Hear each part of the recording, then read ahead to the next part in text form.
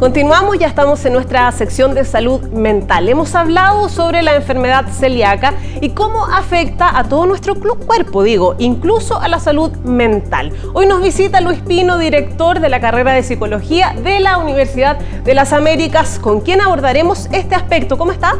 Muy bien, muchas gracias. Qué bueno, contentos de tenerlo acá en esta sección que para nosotros es tan importante. Cuando diagnostican con la enfermedad celíaca, el paciente debe hacer un cambio completo en su vida. ¿Cómo se trabaja eso?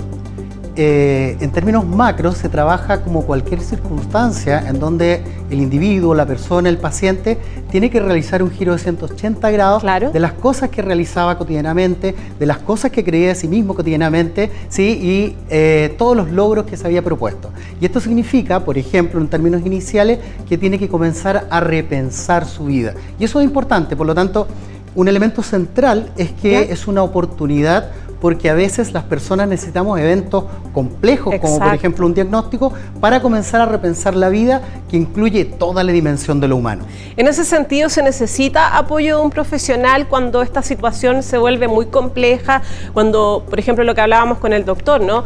Que de alguna manera se cambia la vida en hábitos, por ejemplo la alimentación, donde una persona que a lo mejor comía muchos alimentos chatarros, por ejemplo, tiene que cambiar radicalmente. En ese sentido, cuando cuesta más, ¿es necesario acudir a un especialista? Siempre es bueno acudir a un profesional de la salud mental para que aprovechemos esa circunstancia para mirar otras cosas de la diversidad y de la complejidad humana. Pero un elemento importante que señalaba el doctor es este proceso de diagnóstico.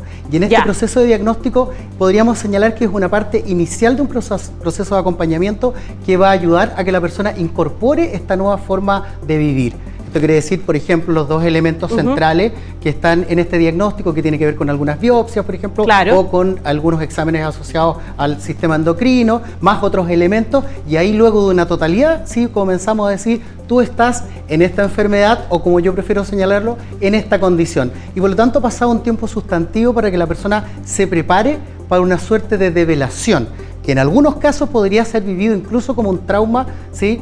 Un estrés, un trastorno de estrés postraumático, a propósito de cómo se instala este cambio de vida. Pero eso tiene que ver cómo tú significas tu vida, cómo te enfrentas, qué tan flexible es. Son una serie de factores que tienen que ver con tu personalidad, con tu historia de adaptación a situaciones nuevas y así sucesivamente. O sea, el camino de la aceptación, porque lo hemos dicho varias veces aquí en el programa, cuando se diagnostica, ¿no? Ese camino de aceptar lo que me está pasando y de ver las oportunidades dentro de lo negativo que eso me puede ir brindando, ¿no? Lo mismo que decía también el doctor con respecto a comer más sano, a sentirse mejor, más vital.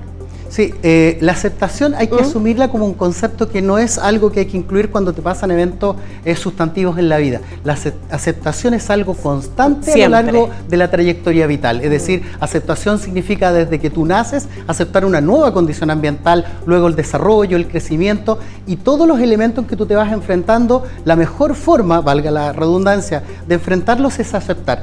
Pero la aceptación, luego de un diagnóstico, debe ser conducente o debe estar ayudado o apoyado por una serie de otros factores. Eventualmente incluye un profesional o la familia. Y luego tú aceptas. Porque si tú partes el primer día, yo hoy día acepto, como algunos plantean, como que fuese algo más. Es un proceso. No, en realidad la aceptación es un proceso. Y un proceso que implica crecimiento. Una persona que crece es una persona que acepta. Y es más difícil llegar a esa aceptación cuando tengo frente a mí o estoy inserta en una sociedad que no va, digamos, al ritmo o que no considera toda la realidad de una persona con una enfermedad celíaca, donde sabemos que no todas las personas comen alimentos sin gluten, lo decía también el médico, es caro.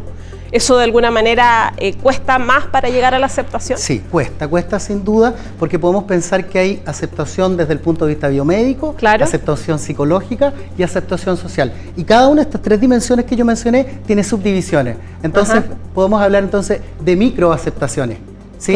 Que en su totalidad, el todo más que la suma de las partes, implica que la persona en cualquier momento haga insight y se encuentre en una nueva condición y logre mirar hacia atrás y dice, yo estoy aceptado. En el 2023, ¿sí? Existe una tolerancia, ¿sí?, a incluir nuevas formas de alimentación. ¿Sí? Ya no se habla de carnívoro y vegetariano, sino que de vegano, celíaco, etcétera. Por lo tanto, hay un elemento cultural que quedó cambiando. Exactamente, y que facilita toda esta nueva. Por ejemplo, se habla transversalmente, ¿sí?, de intolerancias alimentarias. Exacto. Ya no se habla de una. Entonces se espera que nosotros podamos compartir con un otro, y cuando invitamos a comer o hablamos de comida, la persona hable de su diversidad, incluso de gusto, o eventualmente desde el punto de vista médico. Y he notado que hay personas que se preocupan incluso de ver qué come su invitado, parece que a esta persona no le gusta la carne, o diferentes alternativas, ¿no? También se considera. Desde el punto de vista de las relaciones sociales que están sustentadas por lo psicológico, es un acto de empatía y es un acto de asertividad y de validación de la diversidad, validación del otro, y eso ayuda mucho a que un otro que eventualmente podría estarlo pasando mal por el diagnóstico o la condición, sí, implica ser un atenuante, ser escuchado, contenido y comprendido. Luis, muy cortito y para ir cerrando esta entrevista, recomendaciones, cómo ayudar a que las personas acepten un diagnóstico y cómo también adaptarse a lo que deben enfrentar más adelante. Lo primero, cada uno tiene, para que no googleen qué hacer, cada uno tiene su forma particular de adaptarse a las nuevas condiciones, porque somos seres diversos y complejos. Pero lo importante, por ejemplo, puede ser echar mano, usando un sentido común, a la gente que te rodea, tu familia, abrir este diagnóstico, conversar, dialogar, y puede ser lo que planteaban en la entrevista anterior, sí, plantear, por ejemplo, grupos de acompañamiento para que no te sientas solo. Una vez que no te sientes solo, comienzas tú a resignificar algunos elementos de la vida. Y si no eres capaz de resignificar solo, o no estás bien acompañado, o no te han escuchado, o no han entendido tu alerta que estás enviando, eventualmente te puedes acompañar de un profesional, no porque tengas alguna problemática, sino porque es bueno un espacio distinto, neutral, de escucha respecto a una nueva circunstancia. Bien, Luis Pino, director de la carrera de Psicología de UDLA. Muchas gracias por estar con nosotros en Vía de Salud, que estén muy bien. Muchas gracias por el espacio. Bien,